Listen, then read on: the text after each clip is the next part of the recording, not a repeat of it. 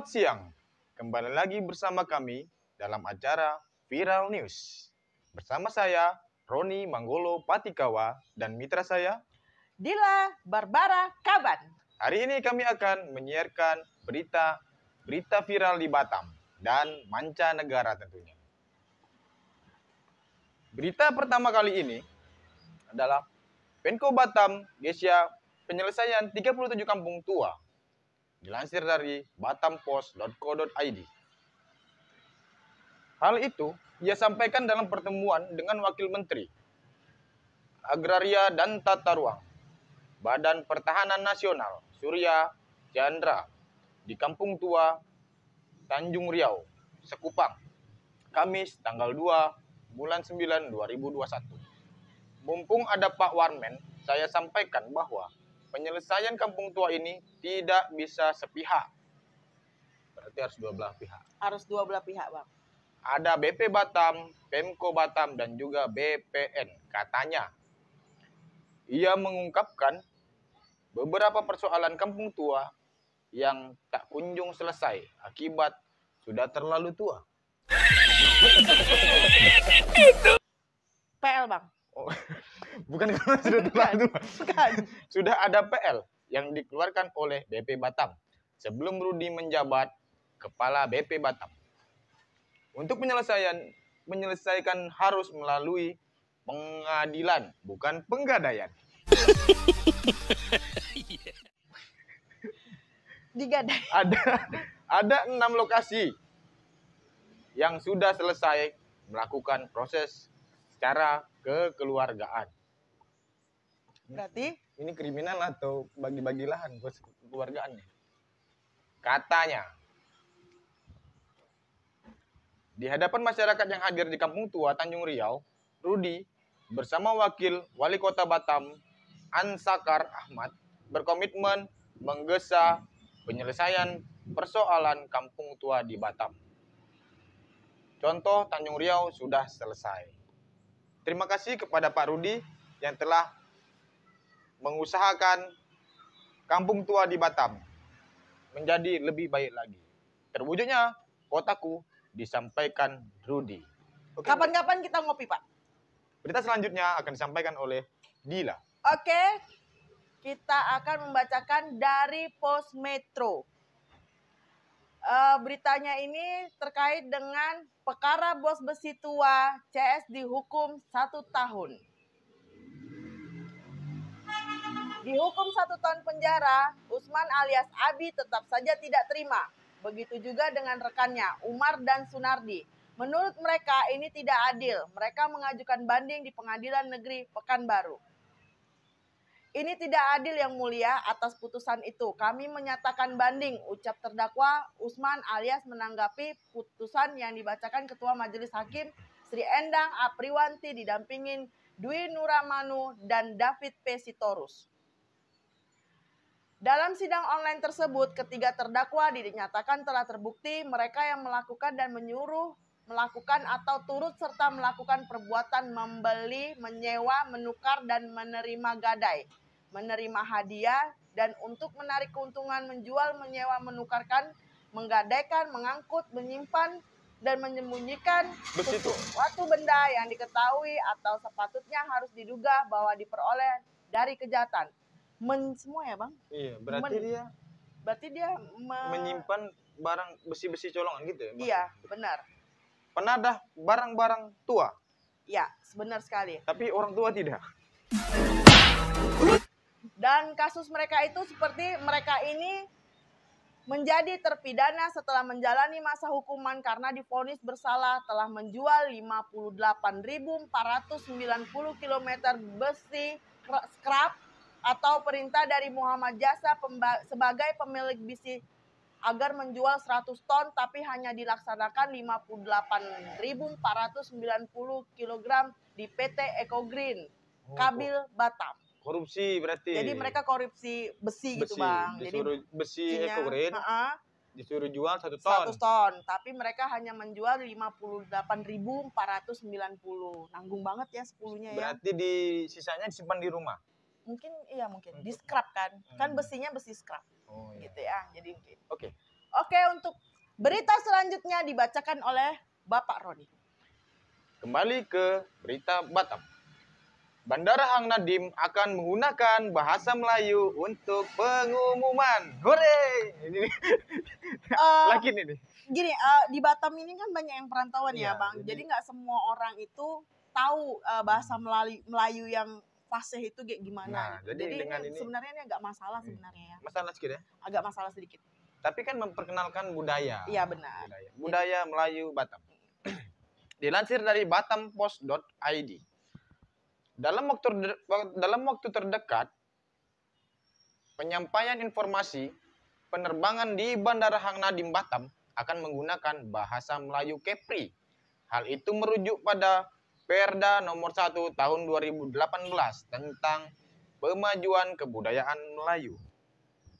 Kepala Dinas Kebudayaan dan Pariwisata Kota Batam, Ardi Winata, yang bertemu dengan Direktur Bandar Udara Hang Nadim dan Teknologi Informasi Komunikasi Amran, mengungkapkan pertemuan itu membahas terkait sosialisasi Perda nomor 1 tahun 2018 tentang pemajuan kebudayaan Melayu.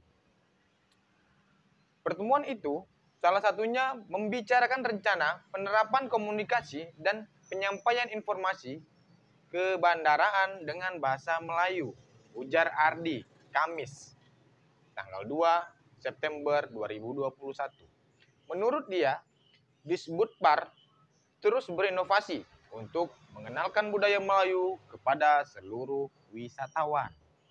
Inovasi ini secepatnya terrealisasi juga berkat dorongan DPRD Kota Batam yang membidani lahirnya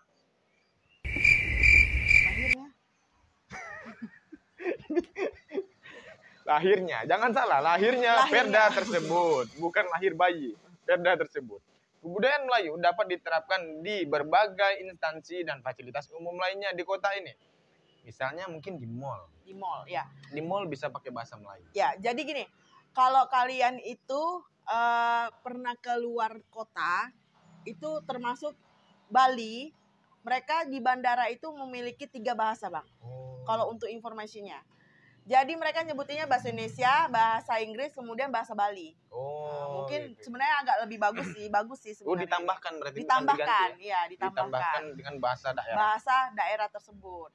Selama ini di bandar kita hanya dengar 2 bahasa, yakni bahasa Indonesia dan bahasa Inggris. Nantinya akan ada bahasa Melayu Kepri. Berarti ditambahkan menjadi satu bahasa lagi, bahasa Melayu Kepri. Melayu, bagus. Selain penggunaan bahasa Melayu, Disbudpar juga bakal menyuguhkan musik Melayu dan memajang pakaian Melayu agar makin dikenal para penumpang maupun wisatawan yang tiba di pintu kedatangan. Mungkin Abang mau jadi patungnya, Bang?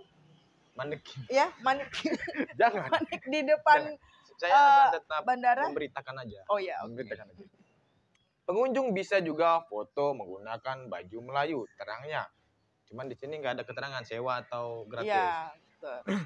Menurut dia, ada 10 unsur yang tercantum dalam pokok pikiran kebudayaan daerah, yakni manuskrip, tradisi lisan, adat istiadat, ritus, pengetahuan tradisional, seni, bahasa, permainan rakyat, olahraga tradisional, dan teknologi tradisional. Karena itu, atas dasar hal tersebut, melalui Bandara Udara Internasional Hang Nadim, Disbudpar meminta penggunaan bahasa Melayu Kepri untuk informasi kebandaraan, terangnya. Ya, sampai di sini kita setuju lah. Setuju. Bahkan apresiasi buat pemerintah yang bakalan memberikan bahasa Melayu, memasukkan bahasa Melayu ke bandara. Semakin berkembanglah Melayu Kepulauan Riau. Ya, berita selanjutnya kami akan membacakan berita nasional yang akan dibacakan oleh Dila. Berita selanjutnya dari kompas.com. Bebas dari lapas Cipinang, Saipul Jamil bahagia banget. Iya. Happy deh ya. Happy banget. Karena pas itu beritanya tuh yang masih ketangkap gara-gara HAP. Ya kan? Itu. Itu pas dia lagi tidur saya hap Gitu. itu ingat, masih terngiang di kepala. Bahagia banget loh dia, bahagia. Jakarta, kompas.com, penyanyi dangdut Saipul Jamil resmi bebas murni pada Kamis 2 September 2001. Ia keluar dari lembaga pemasyarakatan lapas kelas 1 Cipinang, Jakarta Timur. Perasaannya bahagia banget, terus terang nyawa belum ngumpul kayak orang baru bangun tidur, ngelindur gitu, kata Saipul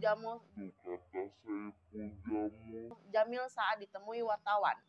Setelah ini, Saipul berniat ke makam orang tua dan istrinya. Setelah itu saya mau mandi di laut, tapi lautnya di mana ya? Kita lihat aja karena selama ini saya mandi air penjara, kata Saipul. Saipul Jamil tersandung kasus pencabulan dan ditetapkan sebagai tersangka pada 18 Februari 2016. Ia divonis 3 tahun penjara pada Juli 2017. Pencabulan. Iya lah yang hap itu katanya, yang di hap itu anunya itu. Iya. Saipul kemudian naik banding ke Pengadilan Tinggi PT DKI Jakarta, namun majelis hakim memperberat hukumannya menjadi 5 tahun penjara. Lama ya berarti ya? Lumayan lama.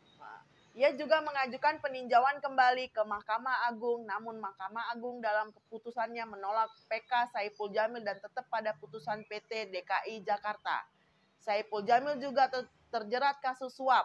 Hukuman penjara Saipul Jamil bertambah 3 tahun karena terbukti menyuap panitera pengadilan negeri. Wah, berdebah ini baru. Dengan uang sebesar 50 juta. Berarti ganda permasalahannya. Ganda, jadi ganda. Pertama dia pencabulan. Kemudian coba-coba naik banding, ditambah hukumannya jadi 5 tahun. Terus? Kemudian dia menyuap majelis, kemudian ditambah lagi makan gitu disuap. Nyuap, ini suap. Vonis tersebut sebenarnya lebih rendah dari tuntutan jaksa penuntut umum KPK, yakni 4 tahun penjara ditambah denda 100 juta subsidi 6 bulan kurungan. Oleh karena itu Saipul Jamil harus menjalani 8 tahun penjara sebagai akumulasi hukuman atau kasus tindak pidana korupsi dan pencabulan yang dilakukan. Jadi dia punya 2 kasus selama 8 tahun dan baru tanggal 2 kemarin dia baru keluar. Dan dia bahagia. Semoga banget. Dia menjadi orang yang lebih baik lagi. Amin. Sudah tidak mencabul lagi. Cari aja istri lagi. Ya. Kan? Karena cabul juga nggak enak-enak kali ya, juga. Betul. Nggak enak. Betul. Oke, untuk berita selanjutnya dibawakan oleh dengan Pak Roni. Dilansir dari ontalk.com, pentolan Majelis Lucu Indonesia atau MLI Coki Pardede ditangkap polisi karena narkoba. Wow. Masih nekat mau narkoba? Tangkap Pak polisi. Penggiat media sosial yang terjun langsung dalam Majelis Lucu Indonesia atau MLI Coki Pardede ditangkap polisi karena kedapatan memiliki narkotika jenis sabu seberat 0,5 gram. Tertangkapnya komika ini langsung mengguncang trending topik di media sosial. Pasalnya ia menggunakan sabu dengan cara yang tidak biasa. Wow. Nah, ini unik nih. Tidak biasa. Dia berani menerobos sesuatu yang sudah biasa itu diterobos ganti yang lain. Yang itu seharusnya itu dilakukan. Itu dia menggunakan dengan cara berbeda. Kata Kasates Narkoba Polres Metro Tangerang Kota AKBP Pratomo Widodo. Pratomo melanjutkan, pecandu sabu pada umumnya mengkonsumsi dengan cara dibakar dan dihirup. Namun, Coki menggunakannya dengan cara yang berbeda, yaitu mencampurkan sabu tersebut dengan air dan disuntikkannya ke dalam tubuh. Dimasukkan jarum suntik, sabunya dicampur air, ucap Pratomo.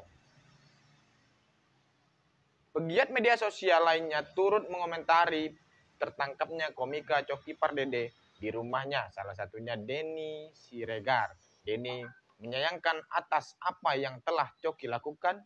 Ia menilai bahwa Coki tidak kuat menerima popularitas. Kasihan sekali buat Coki, tapi luar biasa buat Coki ya. Kenapa bisa dicampur air? teride seperti itu kalau Iya. nggak dicampur air itu kan sabu itu kan kayak bubuk-bubuk itu Iya. lah, obat-obat hancur gitu kan. Dan dia tuh masuknya kan ke bulu Disun- darah ah. gitu ya kan. Terus kalau dicampur air Ngefek itu nggak ya? kalau aus lagi kan diminum lagi jadi. Kan air. Iya. Ngefek nggak ya kira-kira? Oh, itu kurang tahu sih, Ya, Bang. karena kami tidak pernah menggunakan sabu, maka kami tidak tahu itu ngefek atau tidak. Karena kami tahu sabu itu adalah perusak anak negeri. Jadi, Berhubung kita swasta, jadi kami tak apa rusak. enggak boleh. Nggak boleh. Karena kita swasta ya. Swasta. Jadi anak-anak yang di negeri jangan menggunakan sabu. Yang di swasta, Jangan juga ya, Jangan nggak juga. boleh, nggak baik ya. Jadi itu sangat disayangkan sekali Coki, padahal dia lucu banget. dia tuh. lucu. Saya juga suka dengan Coki. Dia berani menerobos apa hal-hal yang orang anggap tabu itu. Iya. Dia berani melakukannya. Iya. Terus dia berani ngomong di depan media yang hal-hal orang gak ragu gitu kan. Nah, tapi dia berani mengungkapkan itu. Luar biasa buat Coki. Selamat menempati tempat baru. Iya.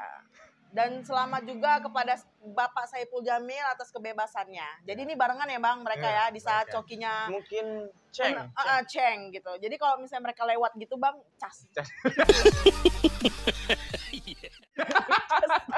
Iya kocak. Gitu ya. Oke, sampai di sini dulu berita kali ini. Jangan lupa tonton berita selanjutnya di hari selanjutnya, di waktu selanjutnya, di tempat selanjutnya. Ya, benar sekali. Jangan Jangan lupa lupa subscribe. komen dan like. Selamat siang.